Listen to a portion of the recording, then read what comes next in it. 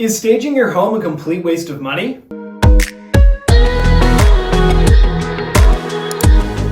Hey there and welcome back to our channel. I'm Kristin Struzyna. This is my husband Hans. We're with the Gunderman Group and Keller Williams Luxury International. And today we want to talk to you about whether staging your home in preparation for sale is worth it or not. Whenever we meet with a client who's considering selling their home, we always talk about ROI, positive improvements that they can do to enhance the value of their home.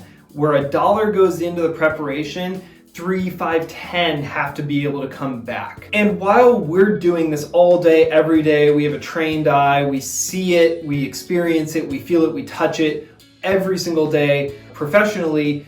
Our clients do this once every decade, sometimes even more. And so other than just try to give them the anecdote and the touchy-feely of this, Kristin and I actually did a big analysis of properties that have sold over the last 3.5 years. We looked at 5,593 home sales since the beginning of 2020, which sold in Alameda, Berkeley, and Oakland. And we have some data to share with you. So we can now finally marry that anecdote to some hard facts, and we're gonna share that with you on this video.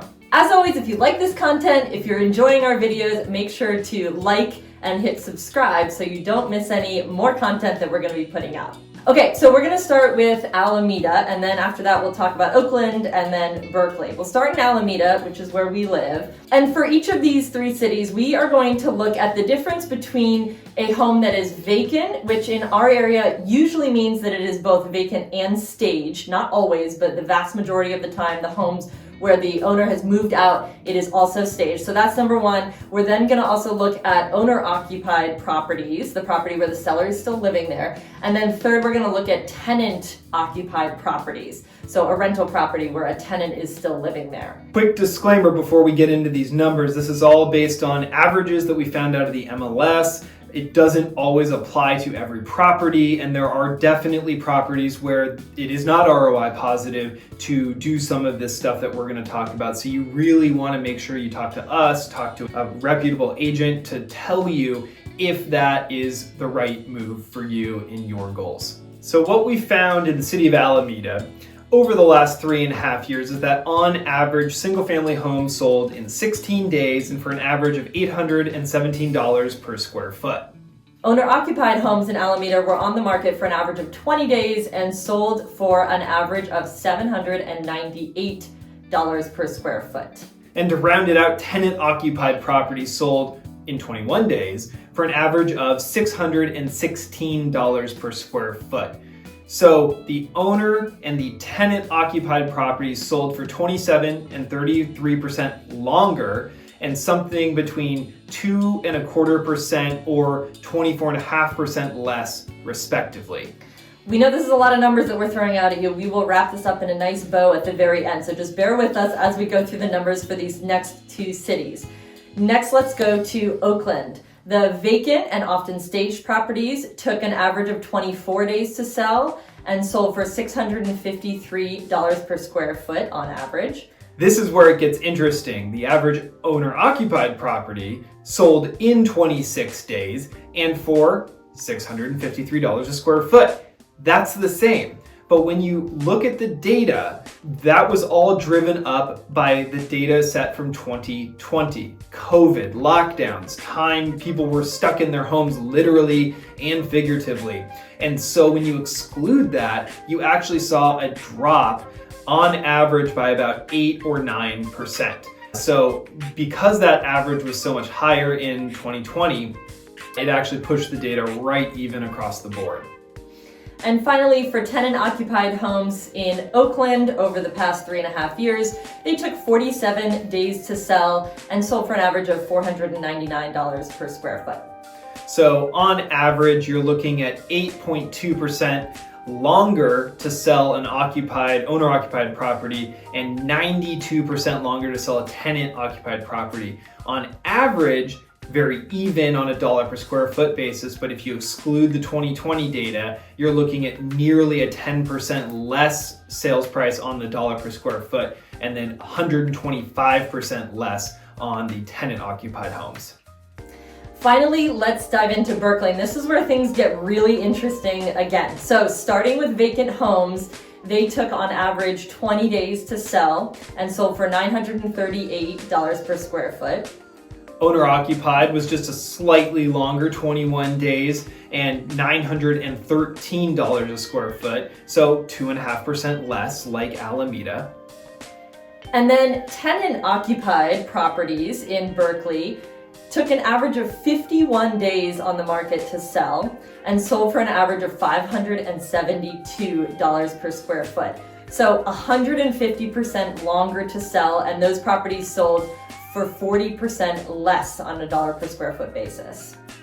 There's a lot of factors, including rent control and tenant protections and a whole host of things that are not the topic of this video, but it does show you the gamut of who occupies the property actually matters, and we can see it in the data. So we took all of this data and wanted to figure out, based on all of this, was it actually worth it to move out and fully stage your home given the cost of staging these days? And the cost of staging these days, just for the purposes of us walking through this example, obviously can vary greatly depending on which stager you use and how long the staging is in there and that sort of thing. But we're gonna go off of a rough ballpark of $5 per square foot to stage your home. That's generally a 2 to 3 month staging contract. So the expectation is the furniture is going to be in the house for 60 to 90 days. What we know from this data that we've presented so far is that vacant and staged homes sell not only faster, but they sell for more money. So now let's bring that into real dollars and talk about what that actual return might be if you're trying to sell your home. So in Alameda, for example, on a 1,500 square foot home, you can expect on average an extra $19 per square foot. That comes out to $28,500. If you have a 2,000 square foot home, you're talking closer to $38,000. And when you compare that to a relatively minor $5 per square foot investment in staging and other prep, the net is certainly there on average to support that you should go ahead and go for the staging route. So that's pretty amazing. That means you're getting almost a 4x return on the staging cost that you're putting into the preparation of your home. Putting in about $10,000, getting about $40,000 back. That's huge. The numbers are actually even more drastic in Oakland. When you, again, exclude that COVID data, that 2020 data, you're looking at that 8, 9, and 10% dollar per square foot basis. So when you're talking about $653 per square foot, and 10% less than that, you're looking at 60 to sometimes $100,000 on a 1,500 to 2,000 square foot difference in sales price of something that is manicured, presented, and staged really nicely as opposed to something that's owner occupied or obviously tenant occupied. So then let's dive into Berkeley. Let's say you own a 1,500 square foot home in Berkeley and you're deciding whether to stage or not. The data shows us that if you do stage, you're getting $37,500 more money for your home. And if you own a slightly larger home at 2,000 square feet, that's $50,000 more. And so again, what we talk to our clients about all day, every day is ROI, positive investment. So what we can see here is based on the averages of almost 5,600 sales in the last 3.5 years, the data suggests that vacant and staged property will sell for the most money in the fastest amount of time. And that does require an investment, obviously up front to get it there, but it is certainly one that comes back to you when it comes time to sell.